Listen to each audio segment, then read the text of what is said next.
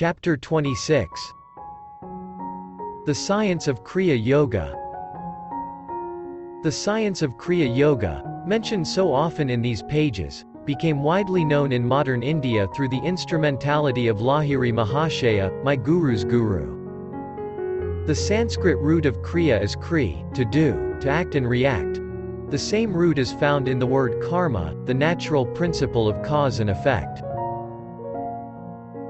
Kriya Yoga is thus, union, yoga, with the infinite through a certain action or rite. A yogi who faithfully follows its technique is gradually freed from karma or the universal chain of causation. Because of certain ancient yogic injunctions, I cannot give a full explanation of Kriya Yoga in the pages of a book intended for the general public. The actual technique must be learned from a Kriyaban or Kriya Yogi. Here a broad reference must suffice. Kriya Yoga is a simple, psychophysiological method by which the human blood is decarbonized and recharged with oxygen. The atoms of this extra oxygen are transmuted into life current to rejuvenate the brain and spinal centers. By stopping the accumulation of venous blood, the yogi is able to lessen or prevent the decay of tissues. The advanced yogi transmutes his cells into pure energy. Elijah, Jesus, Kabir and other prophets were past masters in the use of Kriya or a similar technique, by which they caused their bodies to dematerialize at will. Kriya is an ancient science. Lahiri Mahashaya received it from his guru, Babaji, who rediscovered and clarified the technique after it had been lost in the Dark Ages. The Kriya Yoga which I am giving to the world through you in this 19th century, Babaji told Lahiri Mahashaya, is a revival of the same science which Krishna gave, millenniums ago, to Arjuna, and which was later known to Patanjali, and to Christ, St. John, St. Paul, and other disciples. Kriya Yoga is referred to by Krishna, India's greatest prophet, in a stanza of the Bhagavad Gita. Offering inhaling breath into the outgoing breath, and offering the outgoing breath into the inhaling breath, the yogi neutralizes both these breaths. He thus releases the life force from the heart and brings it under his control. The interpretation is, the yogi arrests decay in the body by an addition of life force, and arrests the mutations of growth in the body by eliminating current. Thus neutralizing decay and growth, by quieting the heart, the yogi learns life control. Krishna also relates that it was he, in a former incarnation, who communicated the indestructible yoga to an ancient Illuminato, Vivasvat, who gave it to Manu, the great legislator. He, in turn, instructed Ikshwaku, the father of India's solar warrior dynasty. Passing thus from one to another, the royal yoga was guarded by the rishis until the coming of the materialistic ages. Then, due to priestly secrecy and man's indifference, the sacred knowledge gradually became inaccessible. Kriya Yoga is mentioned twice by the ancient sage Patanjali, foremost exponent of yoga, who wrote, Kriya Yoga consists of body discipline, mental control, and meditating on Om. Patanjali speaks of God as the actual cosmic sound of Om heard in meditation. Om is the creative word, the sound of the vibratory motor. Even the yoga beginner soon inwardly hears the wondrous sound of Om. Receiving this blissful spiritual encouragement, the devotee becomes assured that he is in actual touch with divine realms. Patanjali refers a second time to the life control or Kriya technique thus. Liberation can be accomplished by that pranayama which is attained by disjoining the course of inspiration and expiration. Saint Paul knew Kriya Yoga, or a technique very similar to it, by which he could switch life currents to and from the senses. He was therefore able to say, Verily, I protest by our rejoicing which I have in Christ, I die daily. By daily withdrawing his bodily life force, he united it by yoga union with the rejoicing, eternal bliss, of the Christ consciousness. In that felicitous state, he was consciously aware of being dead to the delusive sensory world of Maya. In the initial states of God contact, Sabhikalpa Samadhi, the devotee's consciousness merges with the cosmic spirit. His life force is withdrawn from the body, which appears dead, or motionless and rigid. The yogi is fully aware of his bodily condition of suspended animation. As he progresses to higher spiritual states, Nirvikalpa Samadhi, however, he communes with God without bodily fixation, and in his ordinary waking consciousness, even in the midst of exacting worldly duties. Kriya Yoga is an instrument through which human evolution can be quickened, Sri Yukteswar explained to his students. The ancient yogis discovered that the secret of cosmic consciousness is intimately linked with breath mastery. This is India's unique and deathless contribution to the world's treasury of knowledge. The life force, which is ordinarily absorbed in maintaining the heart pump, must be freed for higher activities by a method of calming and stilling the ceaseless demands of the breath. The Kriya Yogi mentally directs his life energy to revolve, upward and downward, around the 6 spinal centers, medullary, cervical, dorsal, lumbar, sacral, and coccygeal plexuses, which correspond to the 12 astral signs of the zodiac, the symbolic cosmic man. 1/2 minute of revolution of energy around the sensitive spinal cord of man affects subtle progress in his evolution. That half minute of Kriya equals 1 year of natural spiritual unfoldment. The astral system of a human being, with 6, 12 bipolarity, inner constellations revolving around the sun of the omniscient spiritual eye, is interrelated with the physical sun and the 12 zodiacal signs. All men are thus affected by an inner and an outer universe. The ancient rishis discovered that man's earthly and heavenly environment, in 12-year cycles, push him forward on his natural path. The scriptures aver that man requires 1,000,000 years of normal, diseaseless evolution to perfect his human brain sufficiently to express cosmic consciousness. 1,000 Kriya practiced in 8 hours gives the yogi, in 1 day, the equivalent of 1,000 years of natural evolution, 365,000 years of evolution in 1 year. In 3 years, a Kriya yogi can thus accomplish by intelligent self-effort the same result which nature brings to pass in 1,000,000 years. The Kriya shortcut, of course, can be taken only by deeply developed yogis. With the guidance of a guru, such yogis have carefully prepared their bodies and brains to receive the power created by intensive practice. The Kriya beginner employs his yogic exercise only 14 to 28 times, twice daily. A number of yogis achieve emancipation in 6 or 12 or 24 or 48 years. A yogi who dies before achieving full realization carries with him the good karma of his past Kriya effort. In his new life he is harmoniously propelled toward his infinite goal. The body of the average man is like a 50-watt lamp, which cannot accommodate the billion watts of power roused by an excessive practice of Kriya. Through gradual and regular increase of the simple and foolproof methods of Kriya, man's body becomes astrally transformed day by day, and is finally fitted to express the infinite potentials of cosmic energy, the first materially active expression of spirit. Kriya Yoga has nothing in common with the unscientific breathing exercises taught by a number of misguided zealots. Their attempts to forcibly hold breath in the lungs is not only unnatural but decidedly unpleasant.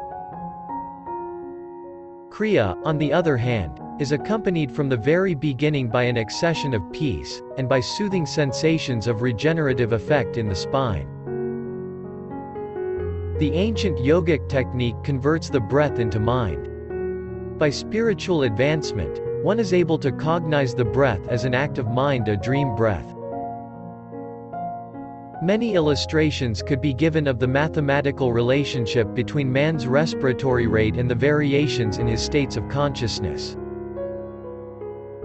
A person whose attention is wholly engrossed, as in following some closely knit intellectual argument, or in attempting some delicate or difficult physical feat, automatically breathes very slowly.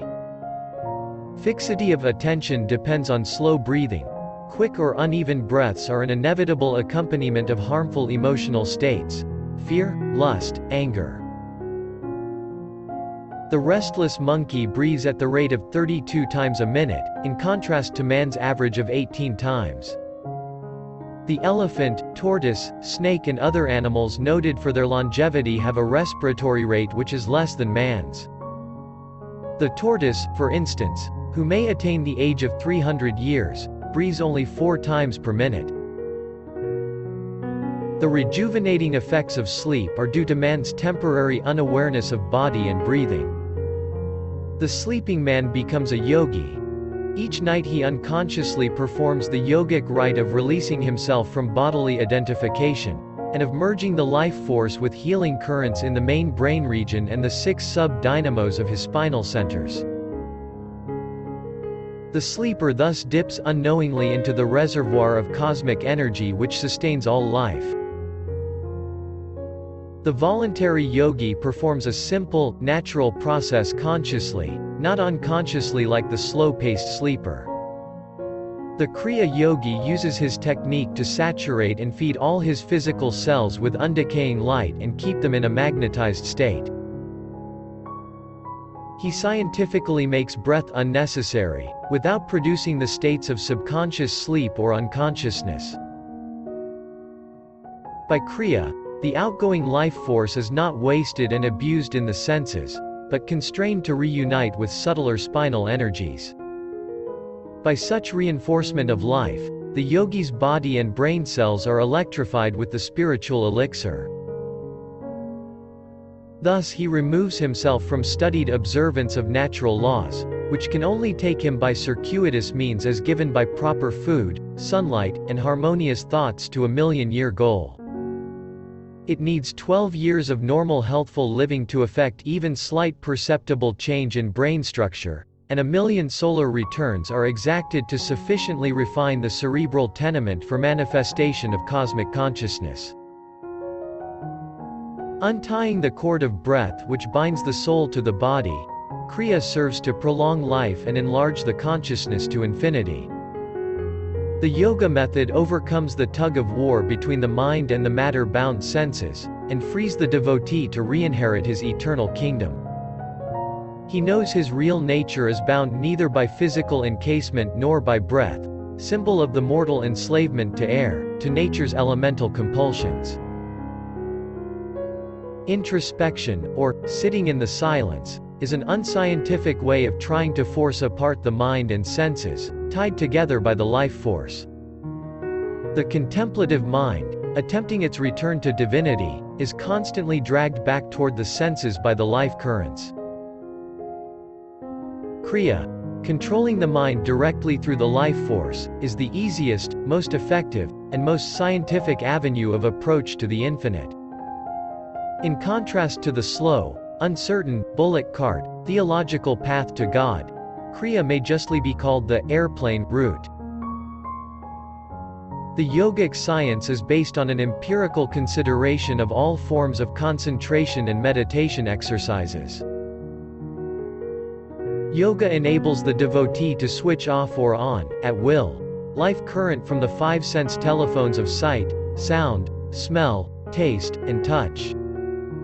Attaining this power of sense disconnection, the yogi finds it simple to unite his mind at will with divine realms or with the world of matter. No longer is he unwillingly brought back by the life force to the mundane sphere of rowdy sensations and restless thoughts. Master of his body and mind, the Kriya Yogi ultimately achieves victory over the last enemy, death. So shalt thou feed on death, that feeds on men, and death once dead, there's no more dying then.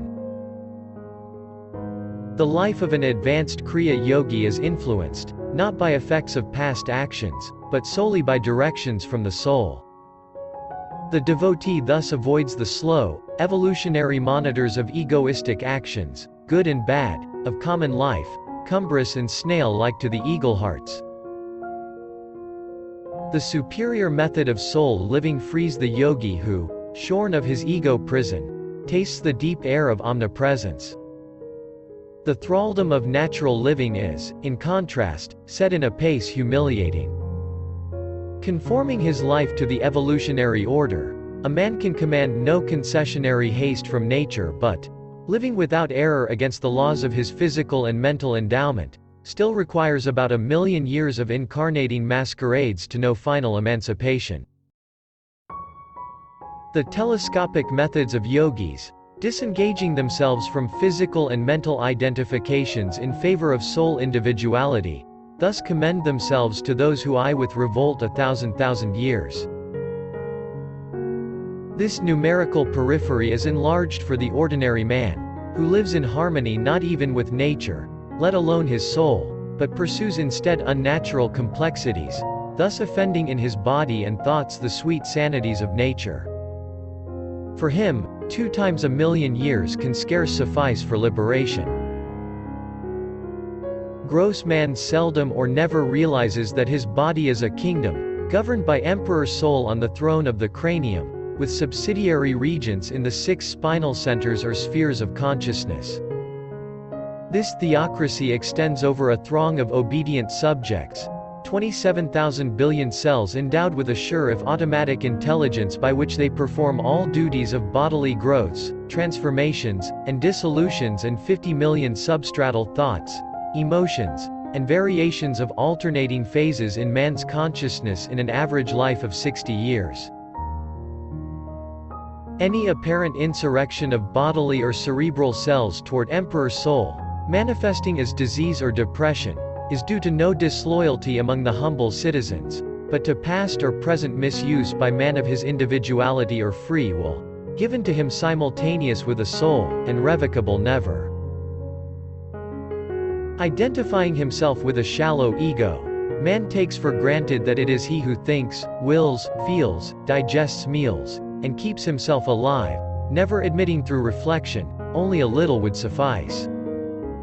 That in his ordinary life he is not but a puppet of past actions, karma, and of nature or environment. Each man's intellectual reactions, feelings, moods, and habits are circumscribed by effects of past causes, whether of this or a prior life. Lofty above such influences, however, is his regal soul. Spurning the transitory truths and freedoms, the Kriya Yogi passes beyond all disillusionment into his unfettered being. All scriptures declare man to be not a corruptible body, but a living soul. By Kriya he is given a method to prove the scriptural truth.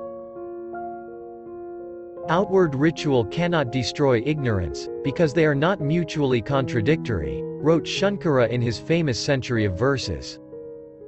Realized knowledge alone destroys ignorance. Knowledge cannot spring up by any other means than inquiry. Who am I? How was this universe born? Who is its maker? What is its material cause? This is the kind of inquiry referred to. The intellect has no answer for these questions, hence the rishis evolved yoga as the technique of spiritual inquiry.